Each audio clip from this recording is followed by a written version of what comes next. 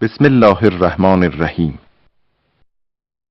اس چیز پر توجہ رکھتے ہوئے کہ گزشتہ درس میں ہم نے قرآن کے حروف کے صحیح تلفظ کے متعلق گفتگو کی تھی، ہم یہ بات جانتے ہیں کہ حروف و کلمات کا تلفظ انسان کے جسم کے نظام آواز سے بہت زیادہ تعلق رکھتا ہے۔ اس لیے مناسب یہ ہے کہ عربی کے حروف کے تلفظ سے پہلے نظام آواز کے ارکان کو جان جائیں۔ اس درس میں نظام آواز کے اعضاء کے متعلق گفتگو کریں گے۔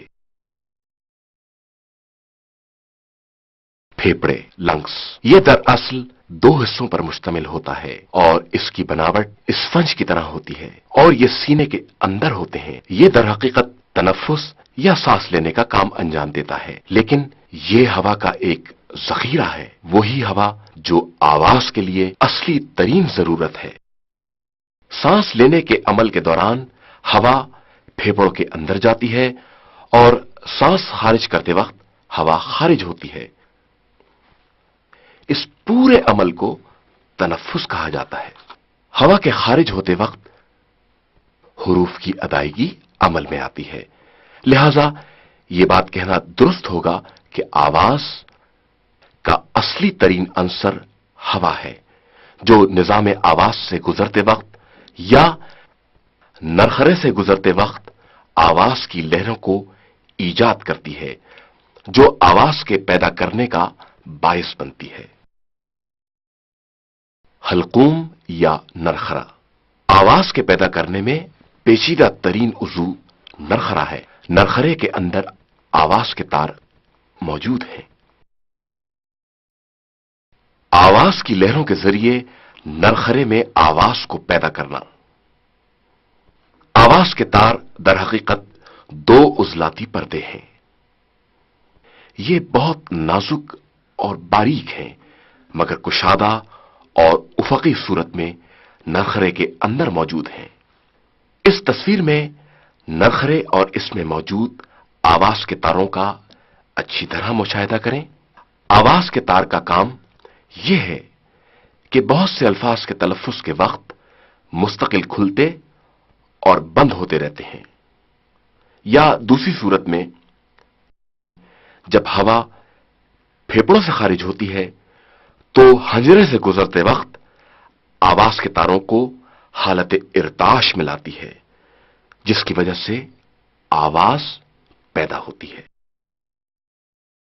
حلق، یہ وہ خالی فضا ہے جس کا نچلا حصہ نرخرے سے شروع ہوتا ہے اور اوپر کا حصہ حلق کے کوے تک چلا جاتا ہے۔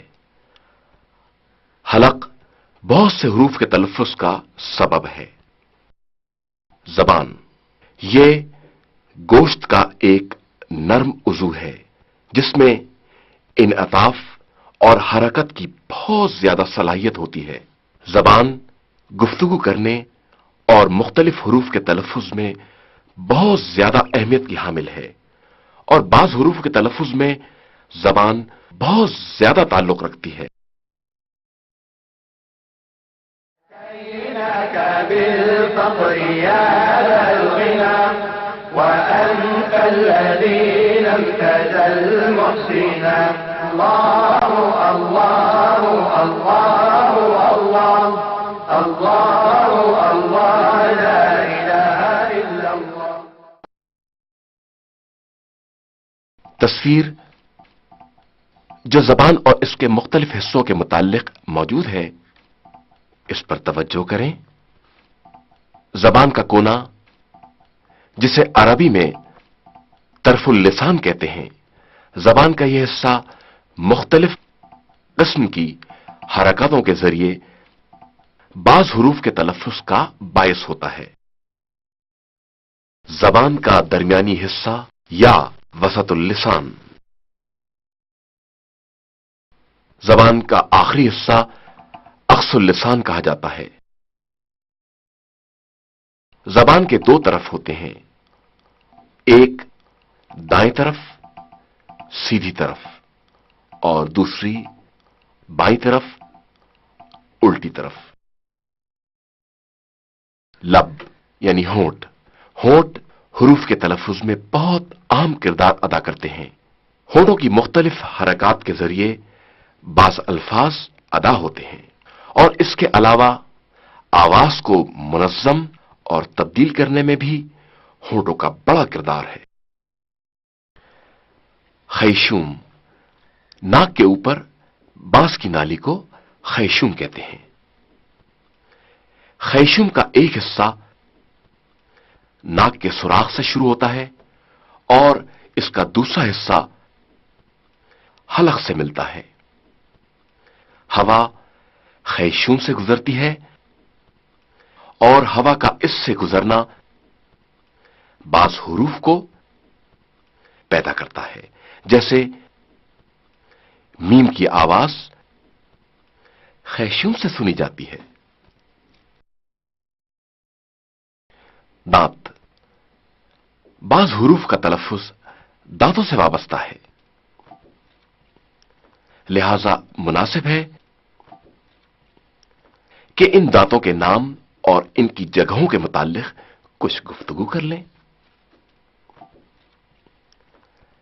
ہر انسان کے دانتوں کی کل تعداد 32 ہوتی ہے، جو 2 حصوں میں تقسیم ہیں،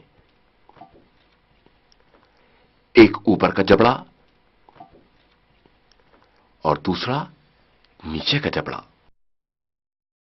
ہر حصے میں 16 دانت ہوتے ہیں۔ ان 16 دانتوں کو اگر 2 8 کے حصوں میں تقسیم کر دیا جائے اور ان کو نام دیے جائیں تو ہر دانت اور اس کے مقابل والا دانت ایک ہی نام کا ہوتا ہے۔ سامنے کے دانت جنہیں ثنایا کہتے ہیں۔ سامنے کے دانتوں کے بعد جو دانت ہیں ان کو رباعیات کہتے ہیں اور یہ ثنایا دانتوں کے بعد ہوتے ہیں۔ رباعیات دانتوں کے بعد انیاب دانت ہیں۔ انیاب دانت وہی تیز دانت ہیں جن کا ابتدائی حصہ کچھ ابھرا ہوا ہے۔ انیاب دانتوں کے بعد آسیہ دانت ہیں جن کو ازراس بھی کہتے ہیں۔ آسیہ یا ازراس دانتوں میں 2 چھوٹے آسیہ اور 2 بڑے آسیہ ہوتے ہیں۔ زواحق یا آسیہ دانت انیاب دانتوں کے بعد ہوتے ہیں۔ انیاب کے بعد زواحق ہوتے ہیں اور اس کے بعد تواہن۔ جبڑوں کے اطراف میں 3 تواہن ہوتے ہیں۔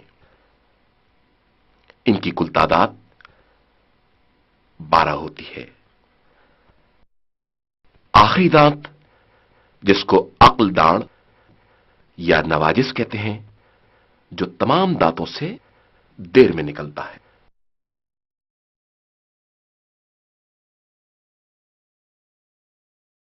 كيناك بالفقر يا ذا الغنى وأنت الذي لم تزل محسنا الله الله الله الله الله الله لا إله إلا الله قال رسول الله صلى الله عليه وآله وسلم خيركم من تعلم القرآن وعلمه تم میں سے بہترین شخص وہ ہے جو خود قرآن سیکھے اور دوسروں کو سکھائے۔